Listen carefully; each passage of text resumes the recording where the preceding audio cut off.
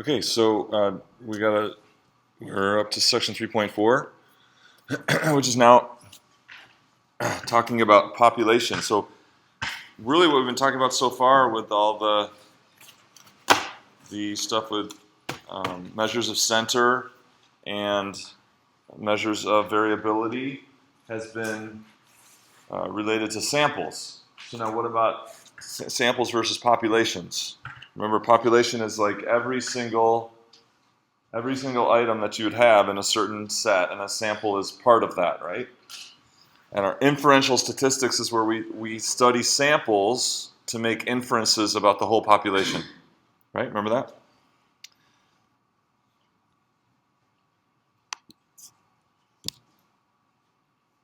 Okay, so the population mean is the mean of all possible observations in the entire population. Okay? So it's denoted mu, so Greek letter mu. So down here, population. For the sample mean was x bar, remember that? And then the population mean now is mu. Our sample size is little n, and our population size is big N. So you find the population mean, same way you find any mean, sample mean. You add up all the observations, and then you divide by the total number. So now if it's population mean, you're going to divide by capital N instead of little n. Piece of cake, right? So calculating the population mean is exactly the same as calculating the sample mean. Add up all the values, divide by the number of values.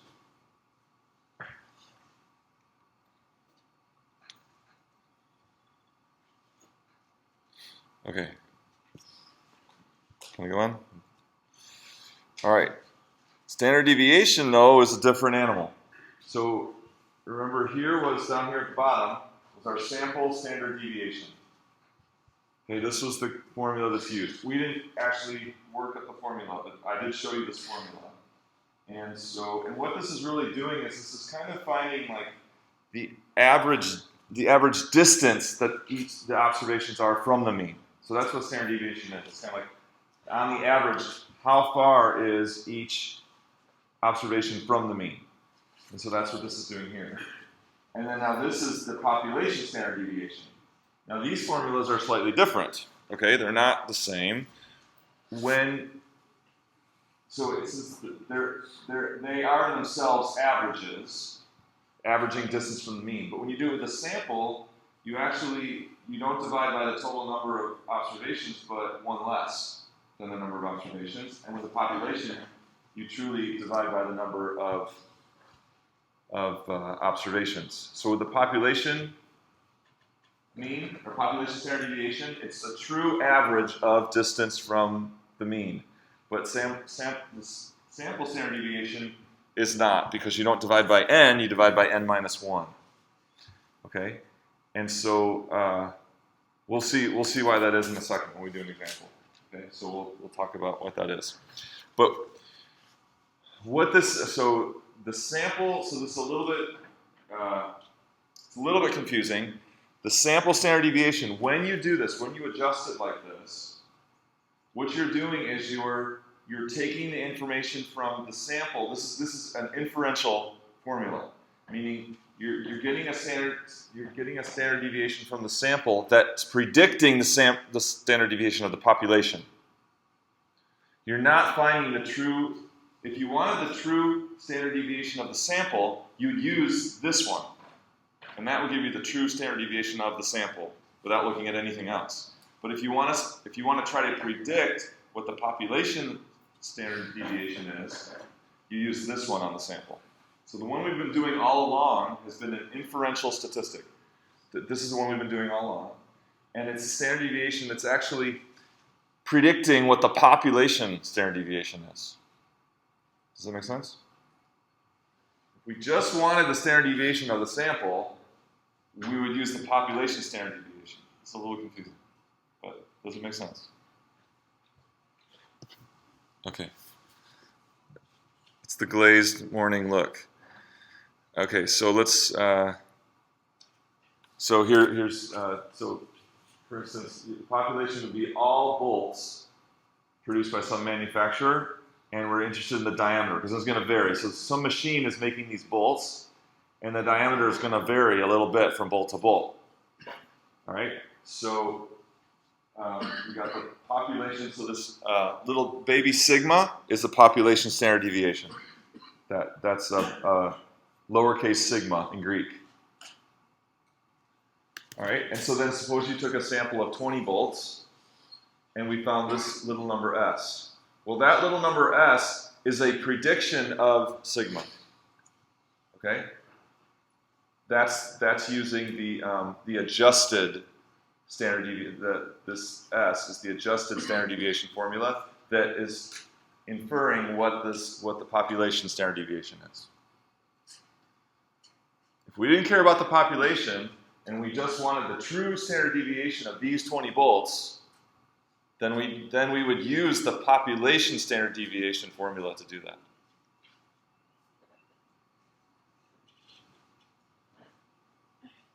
Okay, no response. Does it make sense? Okay, so in terms of some terms here, a parameter as a descriptive measure for a population. So parameters are things like, what are parameters? Things like mu, right? Our population mean, sigma. Those are parameters. Population standard deviation. Okay? Statistics then are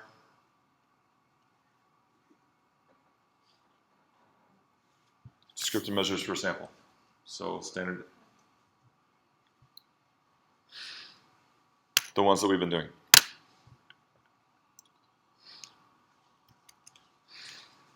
Okay, so let's kind of do this. So I've got a random number generator here, and I have in somewhere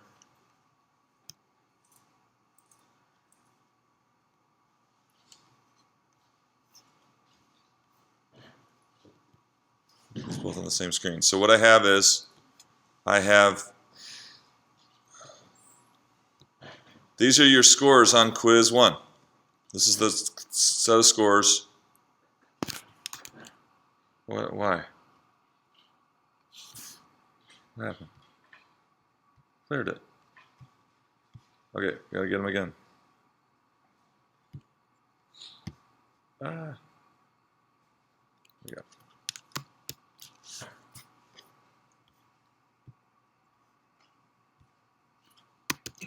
Okay, so what's happening here?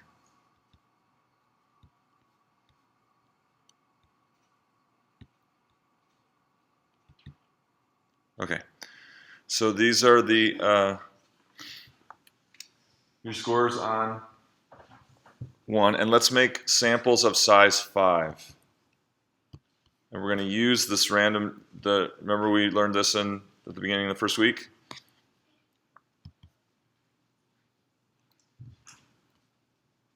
So can you read those numbers? Are the numbers big enough to read? So what we'll do is we're going to make samples of size 5, and here's how we'll do that. So we'll make the first one together. So you're going to go. So let's go down the column. What's easier, down the columns or across the rows? Maybe across the rows is easier. Okay, so we'll go across the rows, and so we'll do what we did. So we got from 0, 1 to 30. So there were 30 scores. Okay. 3, 0, 0, 1 to 30. And so we come here, we look at the first 2 digits, and we get 15. So the first, in our first sample, the first score that's going to get picked is this one, right here, number 15, which is a score of 16. And then 54, which we don't look at. Make this bigger.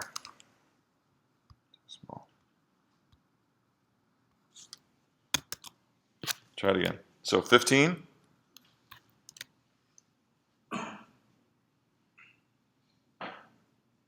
$54 gone. 48, gone. 07, 12, 97, gone. 74, gone. 22. How many is that so far? Is that 4? And 15. So we're doing without replacement. So 15's gone. 00's gone. 97, 08. All right, so the first random sample will be the score number 15, number 7, number 12, number 22, and number 8.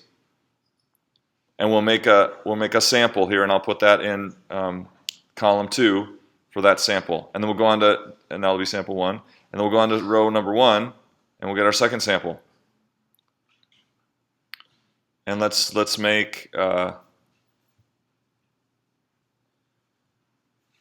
3 samples. We'll make 3 samples of size 5. Okay, 3 samples. So you guys figure out from rows 1 and 2 here, 2 more samples of size 5. You can work together. So if you want to pair up and make sure you're looking at the same thing. So what was our first sample? I'll write it out up here. 15.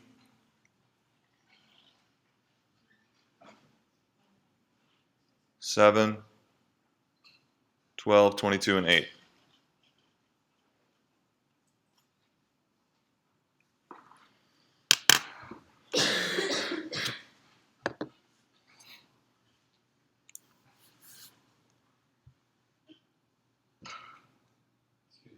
Yeah. Even bigger. Try. Yeah.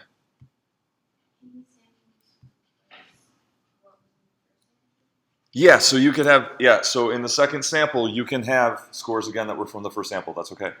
Yeah. It's just you can't have the same score twice, the same person twice in the same sample. But yeah, in another sample, you could end up getting the same score. Absolutely.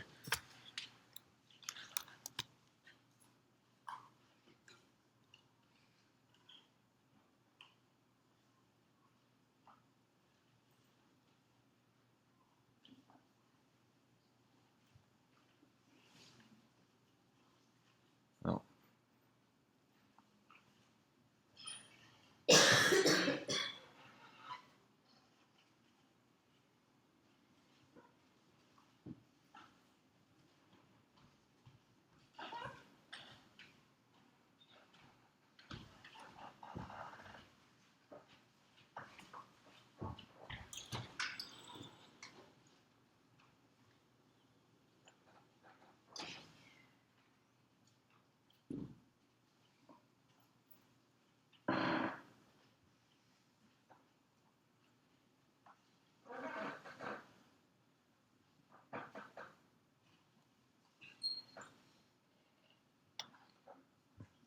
Okay. Let's see. Did you get the second sample? Tell me what it is. Someone else get that? Sweet. Okay. And then sample. Anyone get sample number 3 yet? 8, 17. What? Oh, do you need more on that row? Let's just go to row 4.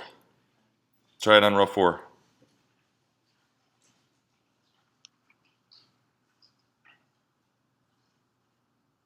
Uh-oh.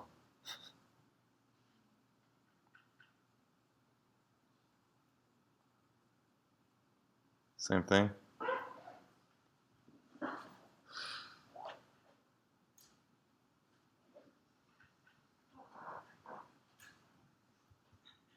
Not enough on row 4 either? There is enough or not? Last. All right, let's try row 8 because it starts with 11. 11, 9, I'm feeling good about it. 28, there we go. Got 3 already. 13, 4, 18. How was that?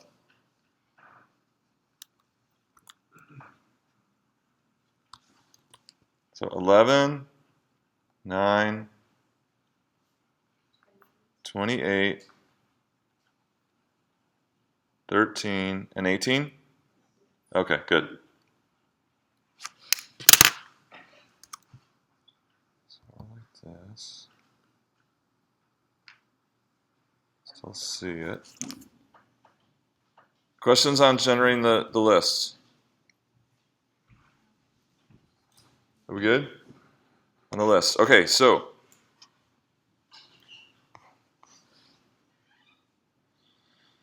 variable 2, so it's not really a new variable, but we're using this column to be a sample, right? So 15 would be score 16.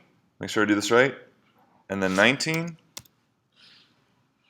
And then 14. And then 18. And then 17.5. Agree with that? Check my work. Okay, and then this next one, 1, so 12. 12 is 14. 4 is 15. 15 is 16. And 3 is 18. Check my work. Am I good? All right, and then 11 is 0. 9 is 19. 17. 19. And 18.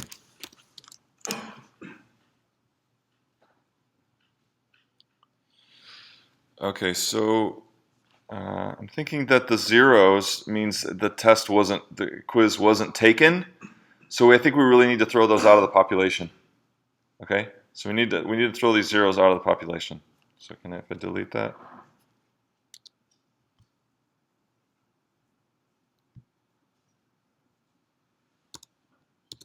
And let's just take, what was that? 11. Let's take we'll take number 10 instead. 16.5. Okay. So here's the deal. So let's do the so come here to variable 2, and we'll do stat, and do summary stats, columns. Now, if you come on here, so you see all this, you come down here and it says unadjusted standard deviation. You see that? Unadjusted standard deviation. Okay, that's that population standard deviation that I talked about. So this plain old standard deviation is what we've been doing all along, is really the sample standard deviation. You divide by n minus 1 instead of dividing by n. There's an adjustment for the fact that you have a sample and you're trying to infer about the population. So I'm going to also include the unadjusted standard deviation, okay? And then I'm going to compute here, I think. Oh, yeah, I'm doing 2, right? Thank you. So now I've got the unadjusted and the standard deviation. Okay, so I'm going to compute. And if I look at this here,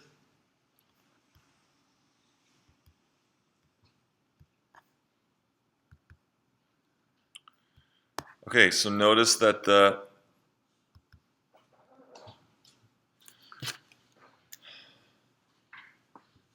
unadjusted standard deviation is 1.7. So let's write this down. So unadjusted would be like mu for this sample. So mu equals 1.74. Not mu, sigma. And S for this sample is 1.95.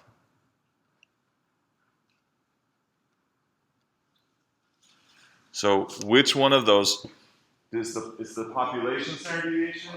Or let's do them all, and then we'll talk about that. So now I'm going to come over here and do the same thing for this one, variable 3. So stat, summary stats, columns, variable 3. I'm going to add on the unadjusted, compute. We got a population standard deviation of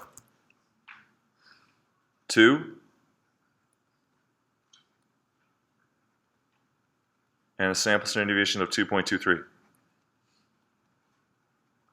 Okay, last time. Any questions? Do you see what I'm doing? I'm finding both standard deviations for each sample. Okay, both standard deviations for each sample. So stat, summary stats, columns, last one, last sample, add the unadjusted, compute. This one has an unadjusted of 1.02.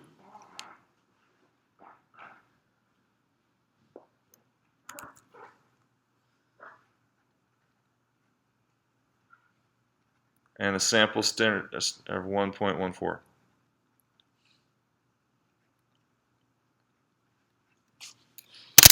So when you divide by n minus 1 and do the adjusted, or the one we've been doing all along, what happens? Is it lower or higher? Higher, right? So when you do that adjustment, you get a higher standard deviation than the true population standard deviation, which we're applying just to that sample. So why? And which one is the one that's trying to infer about the population? Sigma or S? S. S is the one. This is the one that's taking the information from the sample and trying to predict what the population standard deviation is. Why would there be an adjustment that would make it higher? So can you? Yeah. What do you think? Because when you do the 5-number summary and you get the median, then you use the standard deviation to find like the percents, and that would make the percents bigger with bigger numbers on each side. So it would give more variance for the lower and the higher for error. Okay. Yeah. So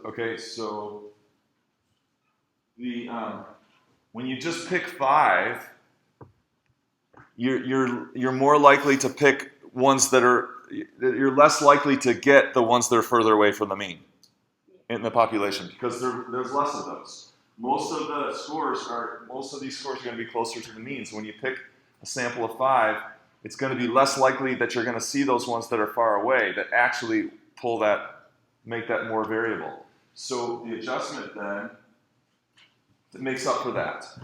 Okay, let's see what the actual population standard deviation is. So I'm going to go to variable 1 now. Yeah. Oh, there's another 0? Thank you. So now I'm going to go to, let's see how our sample standard deviations did at predicting the actual population. So I need the unadjusted here, because this is the population now. So in this case, since this is the population, we would ignore this one. This one right here. The standard, because this is considering our class as a sample. Now we're truly interested in the unadjusted standard deviation. Okay, which was 3.5. So the actual sigma for our population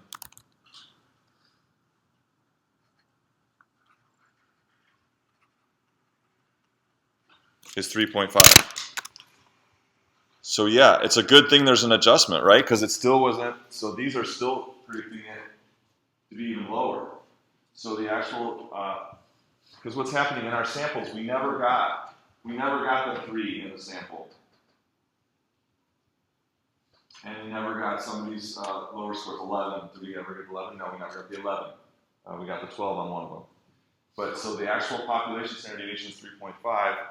Our predicting sample standard deviation, they're all lower, but they were adjusted even higher than these to try to predict what that is. Okay.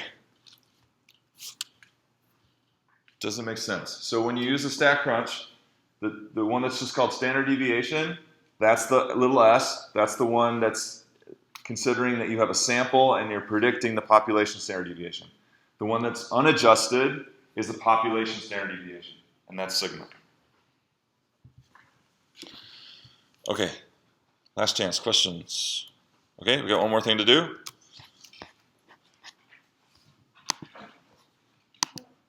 Okay, and the last thing we got is what's called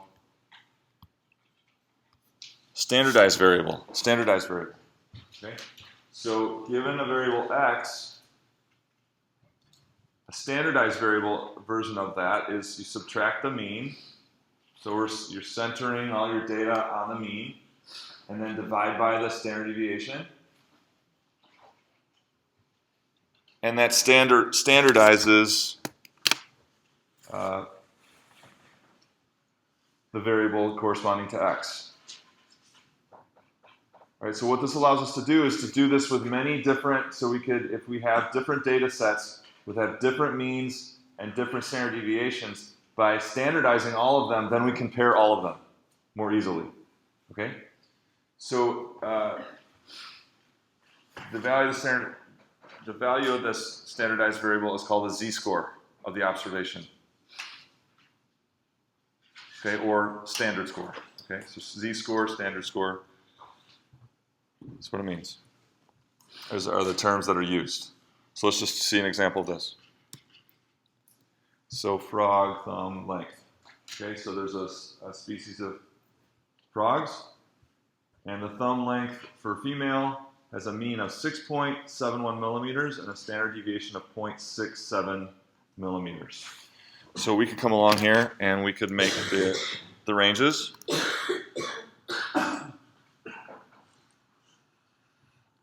So the mean of 6.71. So we could do 6. No, it's 5.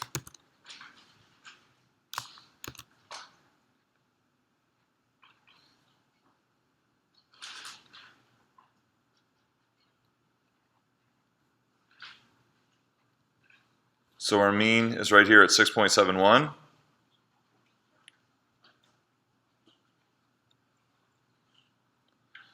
And the standard deviation is 0.67.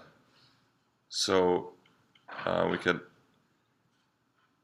real quick, anyone got a calculator? Let's add on, so take 6.71, add 0.67, and what do you get?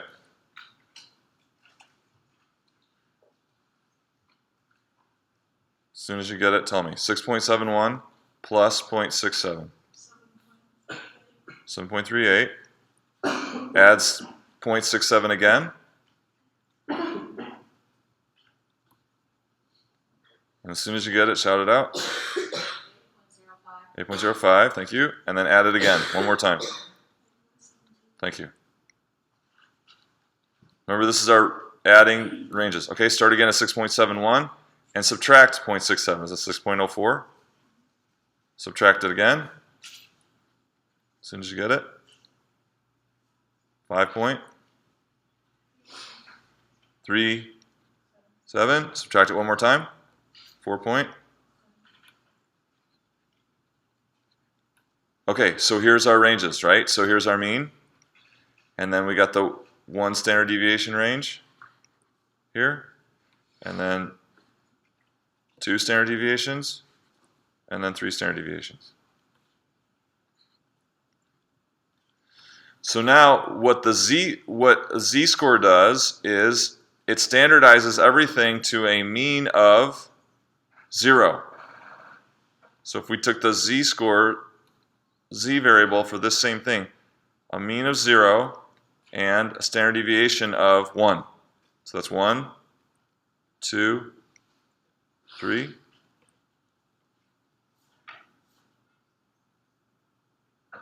-1, -1, -2, -3. So any variable x in the world that you standardize, then we'll end up on a scale like this.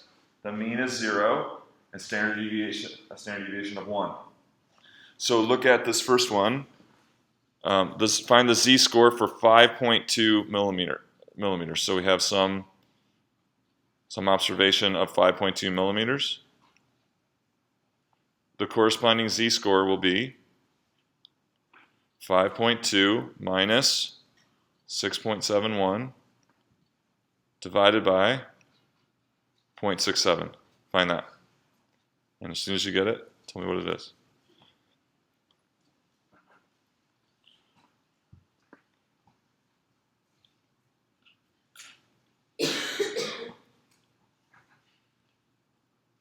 So 5.2 minus 6.71, and then divide by that result by 0.67. Negative 2.25. So but from the z-score for 5.2 millimeters, so this is the z-score for 5.2 millimeters, what does it tell us? It tells us that that is, immediately you look at that now and you can say, oh, that's 2 1/4 standard deviations below the mean. Right? So where was that? 5.2. 5.2 is right here. And look, it matches right up with that negative 2.25. There's the 5.2. So it's not, so if you knew that information 6.71, you knew the standard deviation, and you said 5.2, you say, oh, I know that's below the mean, but how far below the mean is it relative to the rest of the data? Well, this tells you that immediately. It says, oh, we're 2 1/4 standard deviations below the mean. So that's a pretty significant amount, because remember we said 95% of the data is within 2. Okay, so 95% of the data is within 2 standard deviations of the mean. We're outside of that, so this is a low data value. Okay, let's do the other one. So the other one is 8.1 millimeters. So x2, 8.1. The z-scored will be, you take 8.1 minus 6.71 over 0.67. As soon as you get it, tell me. 2.07. So this one was, what, 8.1 right here. Again, just a little bit greater than 2 right there. So there's the 8.1. Here's the 2.07. See, notice they line right up. They're the same relative to the mean. They're in the same place, right? 8.1 relative to 6.71 is the same as being a little bit more than 2 standard deviations above the mean.